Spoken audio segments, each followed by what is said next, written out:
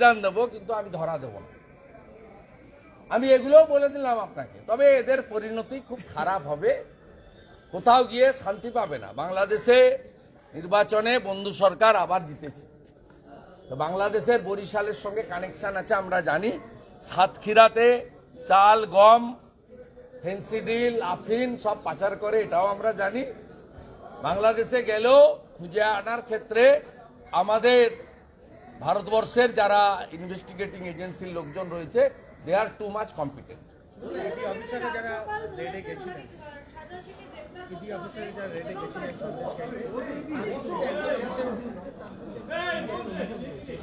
কারা বলছে এটা?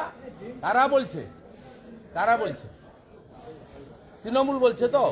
আর তৃণমূল রাজীব কুমারকে সিপি করেছে, তার বিরুদ্ধে কি অভিযোগ আছে? কাঁচের ঘরে বসে ঢিল মারছে কেন? রাজীব কুমারে কে ডিজিপি করেছে, 1 নম্বর মানে পুলিশের মহানির্দেশক, তার বিরুদ্ধে সুনির্দিষ্ট মামলা আছে। তিনি হাইকোর্ট থেকে রক্ষা কবচ নিয়ে রেখেছেন, সুপ্রিম কোর্টে মামলা পেন্ডিং আছে। 4 তারিখের লিস্টে ছিল, ওটা আবার চেঞ্জ হয়ে 22 তারিখের লিস্টে এসছে, 22শে জানুয়ারি। তা তৃণমূলের মুখে এসব কথা মানায় নাকি? ডিজিপির নামে মামলা আছে, তাকে সেই আইপিএস কে ডিজিপি করেছে, এবং অসংখ্য 9 জন পুলিশ অফিসারকে কোল কেসে 5 বার করে ডেকেছে। এই কালীঘাটের আইসি কে কতবার ডেকেছে জামাত, তাদেরকে আর বলে লাভটা কি আছে? যে সিদ্দিকুল্লাহ চৌধুরী, নুপুর শর্মার কেস হোক আর মিথ্যে এনআরসি, সিএ এর সঙ্গে এনআরসির কোনো লিঙ্ক নেই। সিদ্দিকুল্লাহ চৌধুরী তো আগুন লাগিয়েছে, গোটা ভারতে তো কোথাও আগুন লাগেনি। উনি তো প্রথম বর্ধমানে মাদ্রাসার ছোট ছোট বাচ্চা যারা কিছু বোঝে না, অবুঝ বাচ্চাদেরকে সামনে রেখে এই ধরনের মানে মৌলবাদী উগ্রপন্থার আশ্রয় নিয়ে।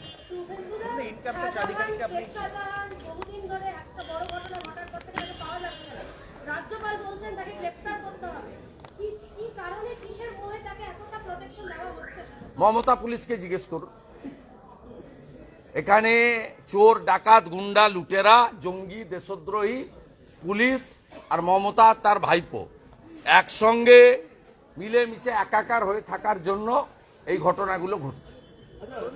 এই জন্যই 2021 সাল থেকে, আগের কথা ছেড়ে দিলাম, অদ্যাবধি সিবিআই, এনআইএ, ইডি, সেন্ট্রাল এজেন্সিকে মামলা, এই মহামান্য আদালত, আমাদের গণতন্ত্রের পীঠস্থান, গণতন্ত্রের মন্দির, এই কলকাতা উচ্চ আদালত অন্তত 50-এর কাছাকাছি মামলা হ্যান্ডওভার করেছে, যার মূলে 200-র কাছাকাছি এফআইআর হয়েছে।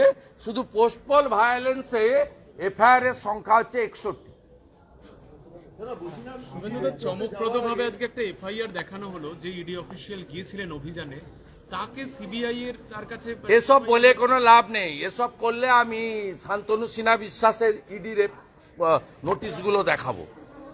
9 জন আইপিএস, আকাশ মেঘারিয়া, শ্যাম সিং, সেলভা মুরুগন, কোটেশ্বর রাও, তাদের কোল কেসে লালার ডায়েরির পেজ নম্বরগুলো দেখাবো।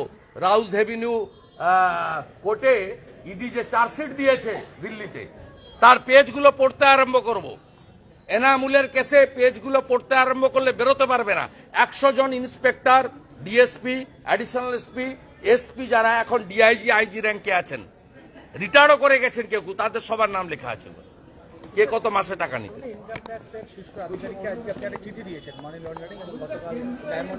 আমি সেকশন কোড করে দিয়েছি। হ্যাঁ, নিরাপত্তা নেই, এই জন্যই পশ্চিমবঙ্গে পোস্টপল ভায়োলেন্স হয়, পঞ্চায়েতে ভায়োলেন্স হয়। পোস্টপল ভায়োলেন্সে 1 লক্ষ হিন্দুকে ঘরছাড়া করেছে, 12,000 এফআইআর হয়েছে। মগরাহাটের প্রার্থী মানস সাহা সহ 57 জনকে খুন করেছে, 300 মহিলা রেপড হয়েছে। 21 সালের পর থেকে উত্তরপ্রদেশে ভোট হয়েছে, উত্তরাখণ্ডে ভোট হয়েছে, পাঞ্জাবে ভোট হয়েছে, গোয়াতে ভোট হয়েছে, মণিপুরে ভোট হয়েছে, ত্রিপুরায় ভোট হয়েছে, নাগাল্যান্ডে ভোট হয়েছে, মেঘালয়ে ভোট হয়েছে, কর্ণাটকে ভোট হয়েছে, মিজোরামে ভোট হয়েছে, তেলেঙ্গানায় ভোট হয়েছে, ছত্তিশগড়ে ভোট হয়েছে, মধ্যপ্রদেশে ভোট হয়েছে, রাজস্থানে ভোট হয়েছে, 14টা রাজ্যে ভোট হয়েছে। একটা not a single post-poll violence happen, not a single.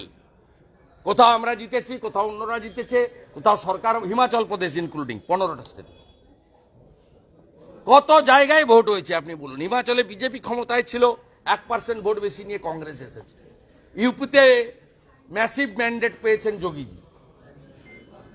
আপনি বলুন, ছত্তিশগড়ে, রাজস্থানে হাত বদল হয়েছে। ওখানে যারা পজিশনে ছিল কংগ্রেস, তারা অভিযোগ করেছে যে আমরা ঘরছাড়া হয়েছি। একটা পার্টি অফিসে কেউ হাত দিয়েছে, একটা ফ্ল্যাগে কেউ হাত দিয়েছে। এইটা পশ্চিমবঙ্গে এই ক্রাইসিসটা তৈরি করেছে মমতা ব্যানার্জি। এটা শুরু সিপিএম করেছিল। সিপিএম শুরুটা করেছিল কারণ আপনি দেখবেন বাকিবুর রহমানের মেন্টার ছিলেন তৎকালীন খাদ্যমন্ত্রী ফরওয়ার্ড ব্লকের মোর্তাজা হোসেন। বাকিবুরের চারা বামফ্রন্ট পুঁতেছে। এই যে শাহজাহান শেখ, কালকে ব্রিগেডে ওকে নিয়ে একটা কথা নেই। কেন নেই? শাহজাহান শেখের গুরুদেব হচ্ছে মুসলিম শেখ। তিনি আরেক গুন্ডা, সিপিআইএম এর নেতা ছিলেন।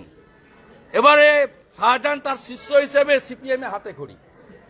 অর্থাৎ সিপিএম এর খেলা চটিতে পিসি মমতা, চোর মমতা পা গলিয়ে এর বৃত্তকে সম্পূর্ণ করেছে। তাই দে আর টেস্টেড অ্যান্ড একটা রিজেক্টেড হয়েছে আর একটা would be rejected. BJP is the only option. ঠিক আছে, thank you. Abhishek Bandyopadhyay Diamond হারবারে প্রবীণ ভাতা দিয়েছেন, অন্যান্য আমি আজকে ইনকাম ট্যাক্সকে লিখেছি, ভোটারদেরকে ব্রাইব দেওয়া হয়েছে। 16,800 যারা ডোনার তাদের খুঁজে বের করে প্রপার অ্যাকশন নিক।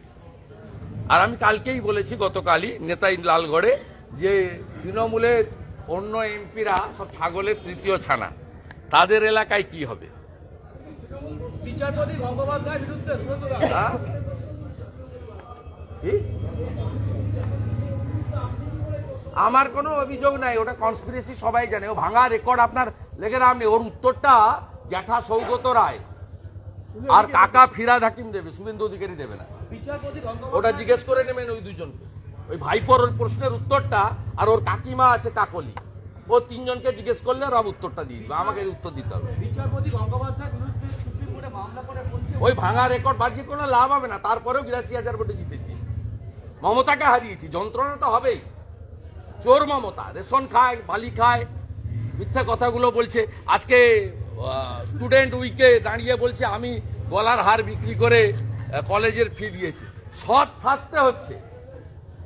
লোক জেনে গেছে আপাত মস্তক চুরির রানী হচ্ছে মমতা ব্যানার্জি। বলুন। বিচারপতি গঙ্গোপাধ্যায়ের বিরুদ্ধে সুপ্রিম কোর্টে মামলা হয়েছে, বলা হচ্ছে তিনি নিজের পদটি কুলুষিত করেছেন। আমি এর সম্পর্কে মন্তব্য করব না। বিচারপতি হাইকোর্টে দাঁড়িয়ে অনারেবল বিচারপতির সম্পর্কে রিমার্ক করা আমার কাজ না। I am law abide people. সমস্ত বিচারপতি, জুডিশিয়ারি, লয়ার্স, ল ক্লার্কস, পুরো বিচার ব্যবস্থার প্রতি আমার এনাফ রেসপেক্ট রয়েছে। আমি আজকে দুটো অসহায় নারী, তাকে প্রোটেকশন দেওয়ার জন্য এসেছিলাম। তাদের পরিবারের 9 জনকে সেফ হাউসে আমি রাখবো। আমি আশা করব এই 3 জনের যে খুন, এই বিষয়ে কলকাতা হাইকোর্ট বিচার ব্যবস্থা সবকিছু শুনে খতিয়ে দেখে যেভাবে চার্জশিট দিয়ে শাহজাহান শেখদের মুক্তি দেওয়া হয়েছে, এই ব্যাপারে সদর্থক ভূমিকা নেবে। তারা রিট ফাইল করলেন স্বেচ্ছায়। আমি তাদের প্রোটেক্টর হিসেবে সাথ দিয়েছি, কারণ এই 2 মহিলা খুব অসহায় এবং ভীত, আতঙ্কিত। তারা আমাকে বলছিলেন আমাদের কাছে প্রচুর ফোন আসছে। এই পড়লো